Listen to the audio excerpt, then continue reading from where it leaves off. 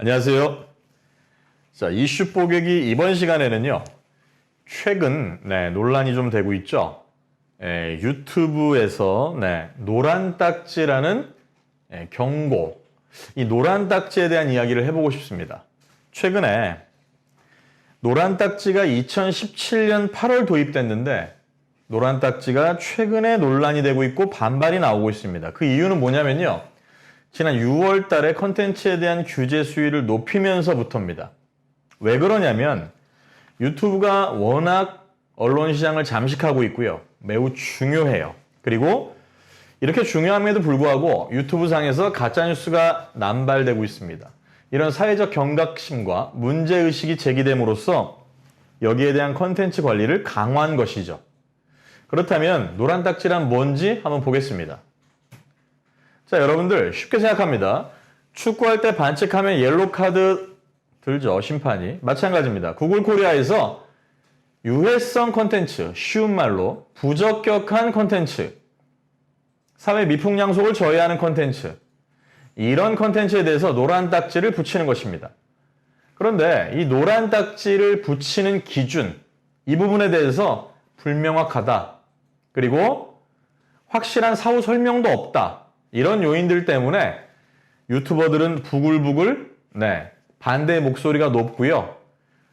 다른 대안을 확실하게 제시해달라고 요청의 목소리가 높습니다.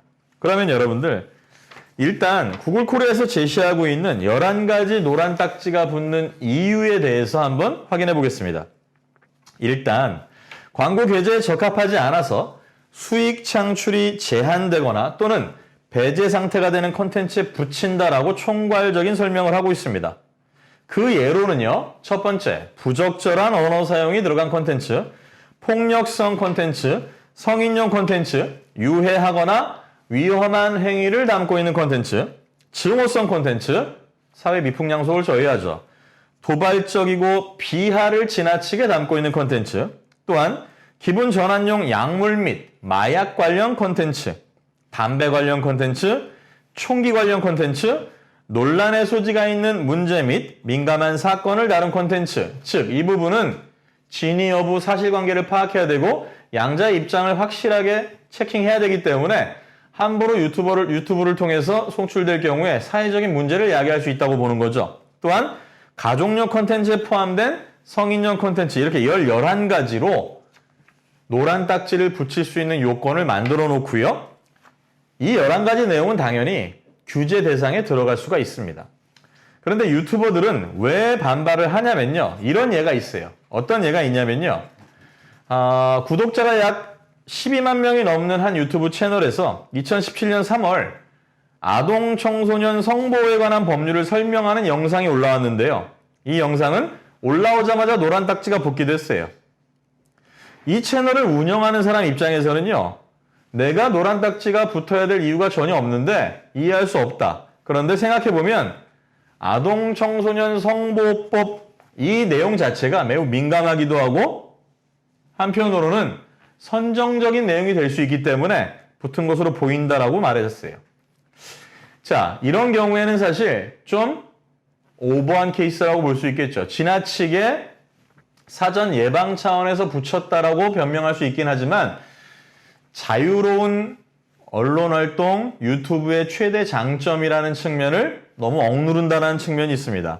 그래서 반발하는 사람들은 이 노란 딱지가 단순히 광고를 제한하는 데 그치는 것도 아니고 이게 한번 노란 딱지가 붙어버리면 유튜버는 자신을 알릴 기회를 영원히 박탈당할 수 있기 때문에 상당히 조심해서 붙여야 되고 그 기준, 방법, 사후 설명이 가이드라인이 정확히 나와줘야 된다는 거죠. 여기에 대한 불만이 매우 고조되고 있습니다.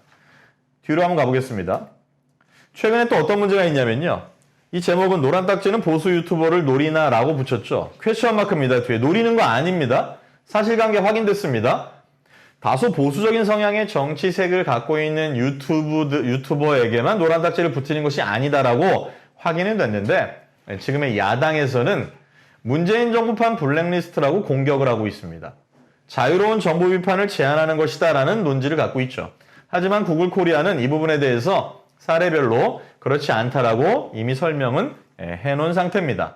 즉, 제가 이걸 보여드린 이유는요. 아까 같은 경우에 아청법, 이른바 아청법처럼 민감한 사회적 소재, 사회적 이슈, 특히 여성과 관련된 선정성을 띌 가능성이 있는 부분에 붙이는 경우, 취지는 그렇지 않았는데 그런 오해를 받는 경우란 얘기죠. 그리고 이렇게 정치 영역에서 자신의 주장과 배치되는 주장을 담은 컨텐츠에 대해서 붙인다라는 오해를 받을 수가 있죠. 이런 부분들이 향후에는 반드시 해결돼야 될 부분이기도 하겠습니다. 자, 여러분들, 이에 대한 구글 코리아의 입장은요.